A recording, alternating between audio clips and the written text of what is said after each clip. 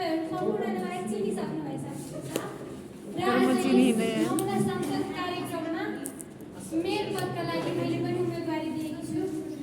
आशा छ तपाईँहरूले मलाई साथ सपोर्ट गर्नुहुनेछ। यदि हजुरहरूले मलाई मेयर पदका लागि जिताउनु भयो भने हाम्रो नगरपालिकामा हिजो हामीले उठाएका आवाजहरू छन् नि, ती आवाजहरूमा म हजुरहरूका लागि बढ्नेछु। हजुरहरूका लागि योजनाहरू निर्माण गर्नेछु। रोजगारीको अभाव सृजना हुने अवस्था दिने छैन।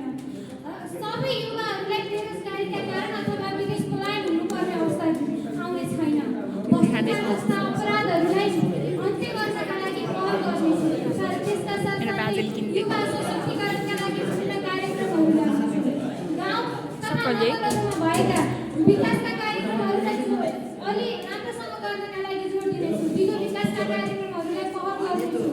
हरेक क्षेत्रमा घोटाला, भ्रष्टाचार र नातावादी दुष्प्रभाव जस्तो पद्धतिका हटाएर तपाईँ हामी सबै युवा एक हौँ भन्ने भावनालाई प्रेरित गर्नका लागि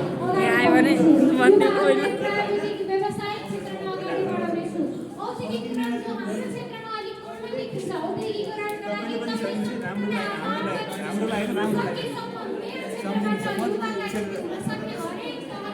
म अगाडि बढ्नेछु। यो क्षेत्रमा भएका गौरव नगरपालिका भएका हरेक नगरपालिकाहरूलाई नयाँ हेर्न सक्ने अवस्था सृजना गर्नेछु। आजसम्म भएका कागजी कामहरूलाई वास्तविकतामा बदल्नका निम्ति अगाडि बढ्नेछु। त्यसका साथसाथै हाम्रो नगरपालिकामा भएका गलत कर्महरू, कुसंस्कार, कुरीतिहरूका विरुद्धमा पनि अभियान चलाउनेछु। म नगर प्रमुख भइसकेपछि म हजुरहरूलाई नगर प्रमुख भनेर कुनै दिन पनि घमण्ड गर्ने छैन। हजुरहरू समक्ष आएर हजुरहरूका समस्यालाई बारबार सुन्नेछु र तिनी समस्याहरूलाई केलाउनका लागि आफ्ना हातहरू अघि बढाउनेछु।